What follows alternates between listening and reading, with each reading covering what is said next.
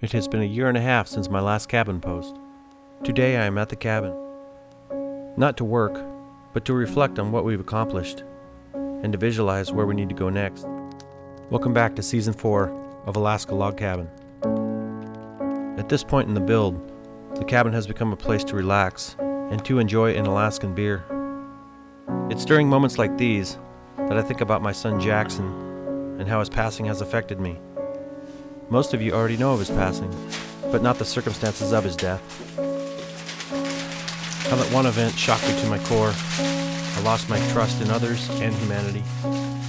Today he would be beside me, learning how to build a fire, if not for the actions of those we put our trust in, to deliver him safely into this world.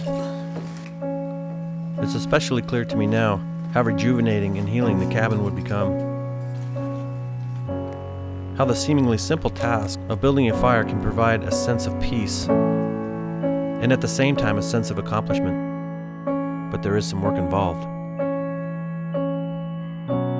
You know, these babies are full term. There's nothing separating these children from breathing air other than the fact that they had very poor health care. What I'm hoping Jackson's Law will have, if it passes, I'm hoping what it's going to create here is a change in the attitudes that people bring forth to these unborn children. And, you know, once somebody is found somewhat accountable for their actions, then maybe they will choose to be a little bit more diligent at their job. Before the match is lit, first you must prepare the kindling and dry paper. This same principle can be applied in any endeavor. Much like the compelling testimonies provided by many devastated Alaskan families who experienced this same type of tragic loss. Placing the match in multiple places helps the fire in getting started. And the community that feels no moral indignation over the crime being committed against one of its members fails to stand up for that member and fails to show the respect for the victim that she deserves.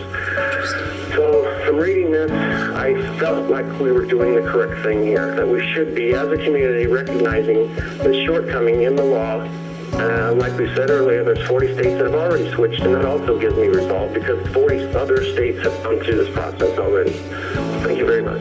Mr. Goodwin, thank you very much. Very compelling testimony, and born from your personal experience, be assured that a lot of what you said in that quote is something that we've discussed right here on the committee on making sure that the victim is respected to the highest degree possible. In the case of our fire, once the kindling is burning nicely, the flames must be fed in order to build up some hot coals.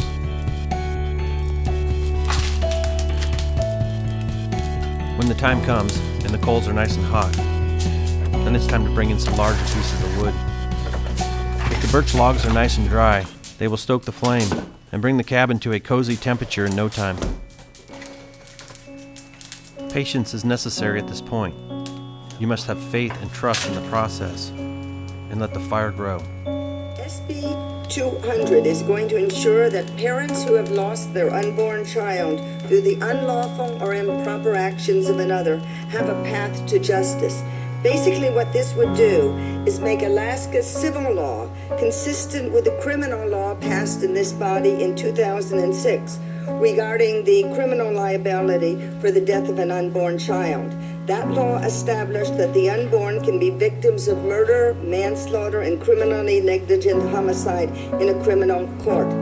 This law would mirror that and establish that a person could be held liable in civil court for the wrongful death of an unborn child. SB 200 would extend the current statute so that someone who causes the death of an unborn can be held accountable. On behalf of the parents who never got to meet their children, I urge you to support SB 200. Thank you, Mr. Speaker. The House Committee substitute for Senate Bill 200 rules passed the House. Members may proceed to vote.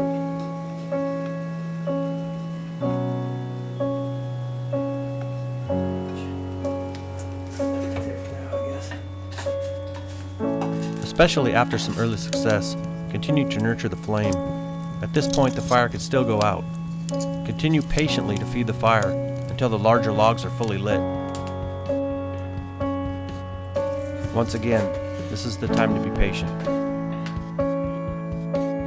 I want to thank the Alaskans that came forward with this bill and testified in the Senate Judiciary Committee. The chairman is to my left. And it's on behalf of them that I bring this bill forward. And we hope that this law, Jackson's Law, which was named for a young man who was named, he was 42 weeks in gestation already, and he was named, and his family had a burial for him. And he would have been born to a family that we all know in this building. There's no more devastating loss, I think we can all agree, than the loss of a child. And it doesn't matter at what stage of life that child is. We heard some devastating stories that were brought to us. The question being, shall Senate Bill 200, wrongful death of an unborn child, pass the Senate? Senators may proceed to vote. Has any senator failed to vote?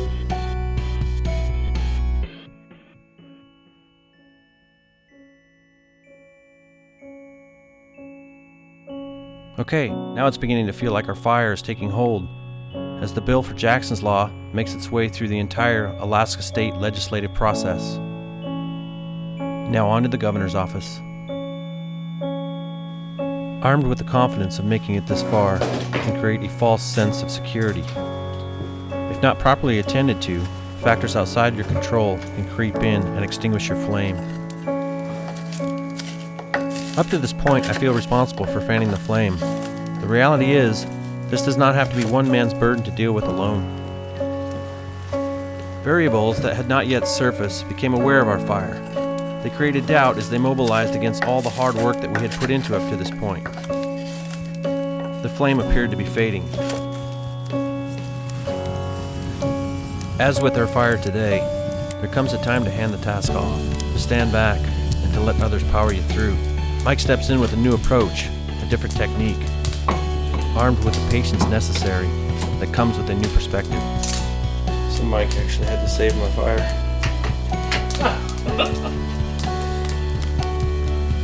Alright, that's a good fire. In the end, I realized I had invested enormous amounts emotionally. It was time to put my faith in others once again. On July 10th, 2014, Governor Parnell's office invited Kimberly and I, along with our friends and family, to the signing of Jackson's Law into law. Even now, it's difficult to describe the feeling we felt as Governor Parnell put his pen to the paper, then briefly hesitating and looking over at Kimberly and saying, "This is for Jackson." As the governor slid his pen to Kimberly, I was so proud in that moment for our little man Jackson. Though I have to remind myself that there were many others, the sorrow of losing them all will last a lifetime. It gives me some peace to know that many will be saved through their loss. Then I realize that there are many more fires to build.